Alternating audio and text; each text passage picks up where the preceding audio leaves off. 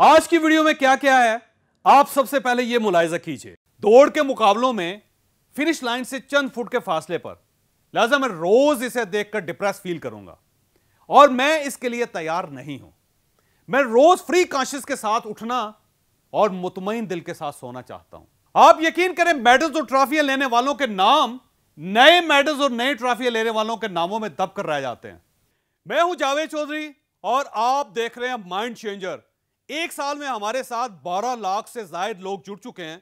अगर आप अभी तक इनमें शामिल नहीं हैं तो आप हमारे चैनल को सब्सक्राइब कर दीजिए और मेहरबानी फरमाकर घंटी के इस निशान को हल्का सा छू दीजिए। मुझे यकीन है इंशाल्लाह इंशाल्लाह इंशाल्लाह ये चैनल आपका मुकद्दर बदल देगा। सोशल मीडिया में पिछले दिनों एक स्टोरी बहुत वायरल हुई थी। यह कहानी कीनिया के एक एथलीट अब्दुल मतीह के बारे में थी। लिखने वाले ने लिखा था, दौड़ के मुकाबलों में फिनिश लाइन से चंद फुट के फासले पर कीनिया का एथलीट अब्दुल मतीह सबसे आगे था, मगर उसने समझा कि वो दौड़ जीत चुका है, जबकि उसके बिल्कुल पीछे स्पेन का रनर एवन फर्नांडिस दौड़ रहा था।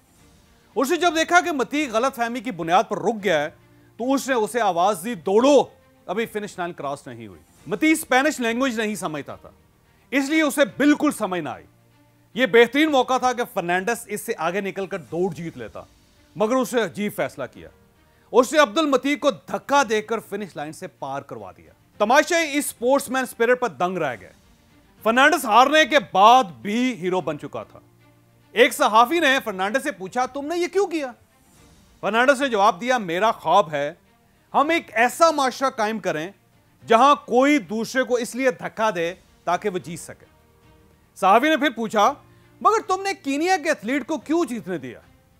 फर्नांडिस ने जवाब दिया, मैंने इसे जीतने नहीं दिया, वो वैसे ही जीत रहा था, ये दौड़ उसी की थी। सहाफी ने इशारा किया, मगर तुम ये दौड़ जीत सकते थे।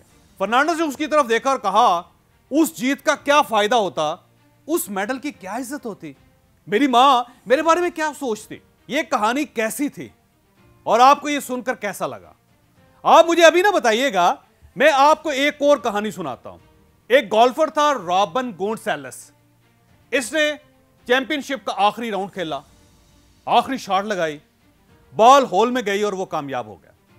ट्रॉफी अब उसका हक थी, लेकिन जब ट्रॉफी मिलने का टाइम आया तो वो माइक पर आया और उसने ऐलान किया, मैं इस ट्रॉफी का हकदार नहीं हूं। मैं आगे बढ़ने से पहले आपको चंद लम्हों के लिए रोकूंगा।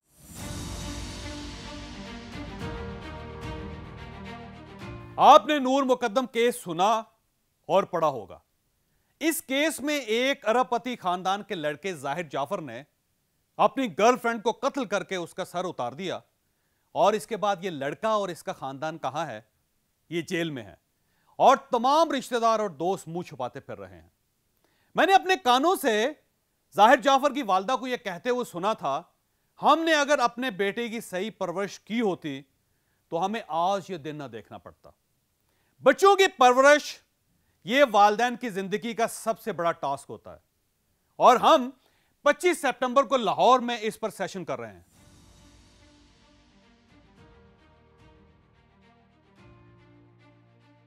आप अपने बच्चों को हैंडल कैसे कर सकते हैं? बच्चों के लिए तालीम कितनी और कहां तक जरूरी है? बच्चों के साथ वालिदैन के ताल्लुकात कैसे होने चाहिए? आप बच्चों को 12 साल की उम्र में प्रैक्टिकल लाइफ में क्यों और कैसे डालें? आप अपने बच्चों को कामयाब कैसे बना सकते हैं? आप इन्हें बिजनेस पर कैसे तैयार कर सकते हैं? और आप इन्हें बुरी आदतों और बुरे दोस्तों से कैसे बचा सकते हैं? तो हमें ज्वाइन कीजिए 25 सितंबर को लाहौर में। हम इस सेशन में मियां बीवी और बच्चों के लिए एक खसूसी पैकेज ला रहे हैं और आप अगर हमारे पुराने साथी हैं तो आपके लिए भी एक ऑफर मौजूद है। आप सोनिया और हारस सती से इन नंबर्स पर राब्ता कीजिए और अपनी सीट आज ही बुक करवा लीजिए।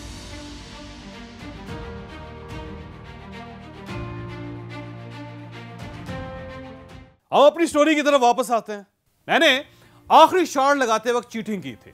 मैं आपसे माफी चाहता हूं और यह ट्रॉफी आपको वापस करता हूं। रेफरीज, कमेंटेटर और साथी खिलाड़ियों ने उससे डिसएग्री किया।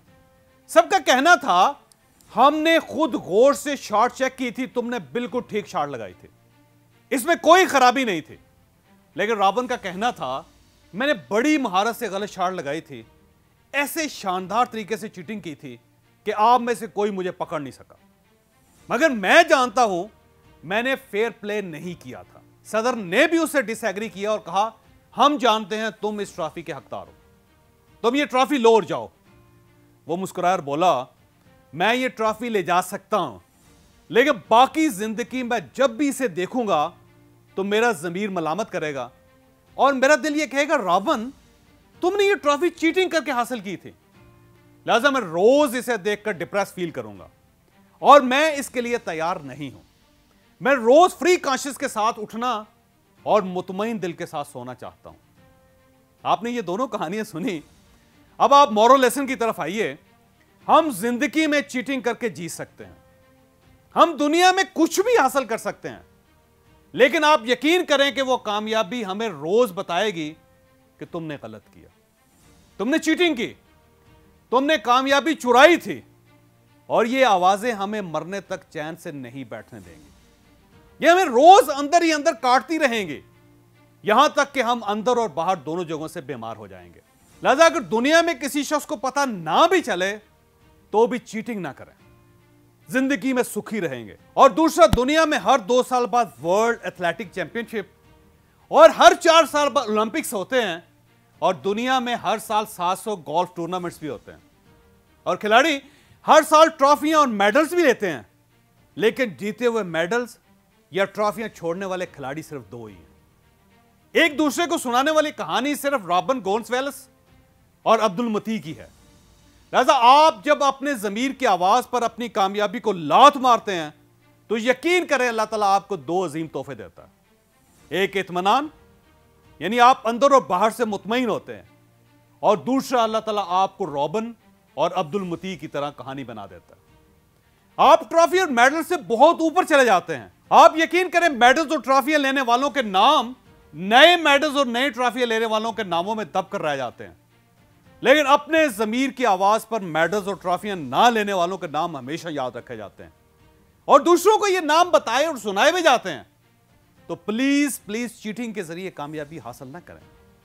आपने जो कामयाबी दूसरों से छीनी है, आप वो एक बार वापस करके देख लें, आप यकीन करें कि आप अमर हो जाएंगे, आप रॉबिन और अब्दुल मती बन जाएंगे। आपको अगर ये वीडियो पसंद आई तो आप इसे किसी न किसी के साथ जरूर शेयर कीजिएगा। ये इंशाल्लाह किसी न किसी का माइंड और फिर मुकद्दर जरूर चेंज करेगी।